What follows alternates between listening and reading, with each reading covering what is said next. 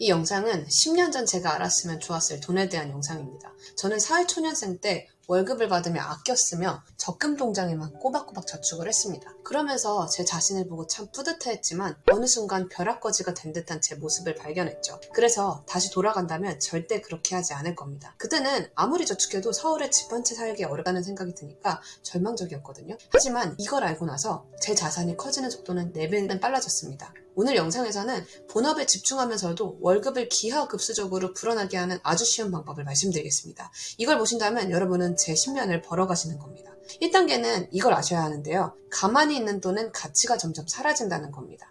인플레이션 때문인데요. 매년 물가 상승률이 약 2%입니다. 아무것도 하지 않으면 돈의 가치는 최소 매년 2%씩 떨어진다는 거예요. 그래서 이자를 받으려고 열심히 절약해서 예적금에 돈을 넣어요. 그런데 보세요. 이렇게 금리가 2%대죠. 이렇게 예적금에 넣는 것은 사실 돈을 버는 게 아니라 딱 물가 상승률만큼 유지하고 있는 거죠. 마찬가지로 월급이 올랐다고 좋아했는데 물가 상승률이 있기 때문에 2%가 오르지 않으면 실질적으로는 월급이 깎이는 거예요. 그래서 최소한 물가 상승률만큼은 돈이 늘어나는 곳에 돈을 흐르게 해야 가치가 보존됩니다. 그래서 월급을 받았어요. 이 돈을 어떻게 흐르게 할까? 나는 투자자다 막 이러고 있는데 그 전에 없앨 게 있어요. 신용카드. 신용카드는 고정 지출을 만들어내요. 거기다가 내가 얼마를 쓰는지 파악이 안 돼요. 그래서 이걸 없애는 게 첫 단계입니다. 그리고 2단계가 고정 비용 줄이기인데요. 제 문제가 뭐냐면 서울 수도권에 직장이 있잖아요. 그러면 거주비가 정말 많이 들어요. 그래서 최대한 부모님 집에 얹혀 사는 게 이득이에요. 성인이 되면 근데 부모님이랑 막 갈등이 생긴단 말이에요. 그러면 이걸 떠올리세요.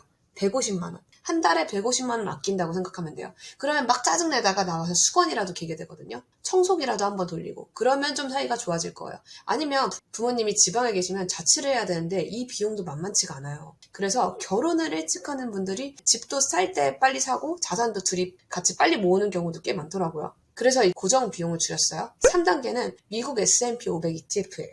전제 조건이 있어요. 3년 이내에 빼지 않아도 되는 돈이에요. 앞으로도 월급은 계속 들어올 거고 부동산을 사기에는 부족하지만 장기 투자는 가능한 돈. 이쯤 되면 보통 주식을 떠올리시죠. 그런데 우리에게 가장 중요한 거는 얼마나 벌까가 아니라 잃지 않는 거예요. 솔직히 말해서 개별 종목을 따라갈 능력이 없어요. 직장을 다니면서 재무제표 보고 기업 하나하나 점검할 여유도 없고요. 잘못 접근하면 소위 주식 사자들이 던지는 말에 쉽게 넘어간단 말이에요. 그래서 개별 주식이 아니라 인증된 미국 S&P 500 ETF에 넣어요. 실제로 워렌 버핏도 자신이 세상을 떠난 뒤 아내에게 남겨진 유산의 90%를 S&P 500 인덱스 펀드에 투자하라고 유언했죠. 또 버크셔 해서의 주주 서한에서도 이렇게 말했습니다. 대다수 사람들에게 S&P 500 ETF에 투자하는 것이 전문가라고 자처하는 사람들이 주는 조언보다 훨씬 낫다고요. 그래서 부동산을 사기 전까지 미국 S&P 500 ETF를 꾸준히 사 모읍니다. 미국을 대표하는 1위부터 500위까지 500개 기업에 나눠서 투자하는 상품이에요. 기업 순위가 바뀌면 자동으로 잘 나가는 기업은 들어오고 못 나가는 기업은 빠져요. 어떤 기업이 있나 한번 보세요.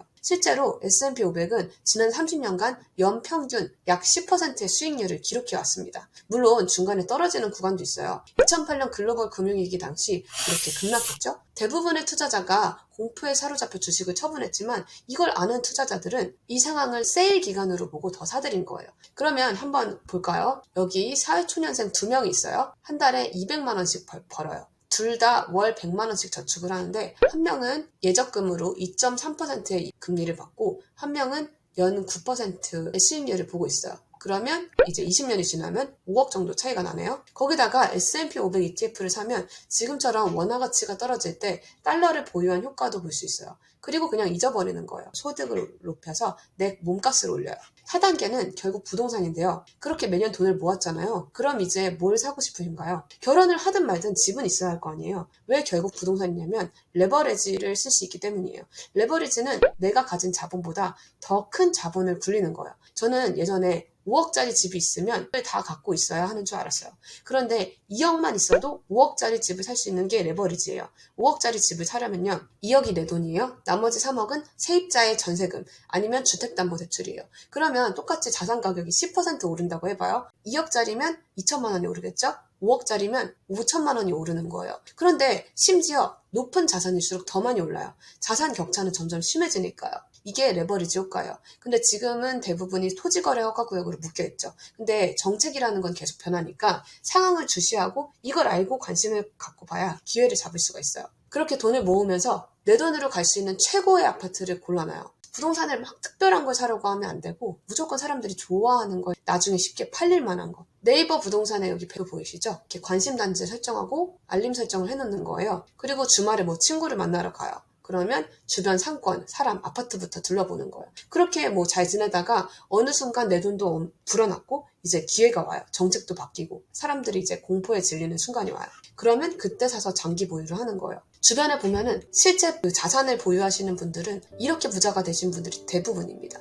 청약 통장 있으시죠? 투트랙으로 가는 거예요. 하나는 청약, 하나는 매수. 혹시 좋은 기회가 있을지 모르니까 청약 통장은 있어야 돼요. 그러면 어떤 청약을 넣느냐? 카페가 있어요. 내 집 장만 아카데미 이런 카페에 가입해서 좋은 정보는 다 올라와요. 그러면서 보다가 주변 시세 대비 정말 싸고 내가 자격이 된다 그러면 그냥 한번 넣어보는 거예요. 근데 사실 정말 싼 거는 경쟁률이 높거든요. 그러니까 혹시 해서 한번 넣어보는 거지 이것만 바라볼 수는 없어요. 이렇게 하면 본업에 집중하면서도 월급을 불어나게 할 수 있습니다.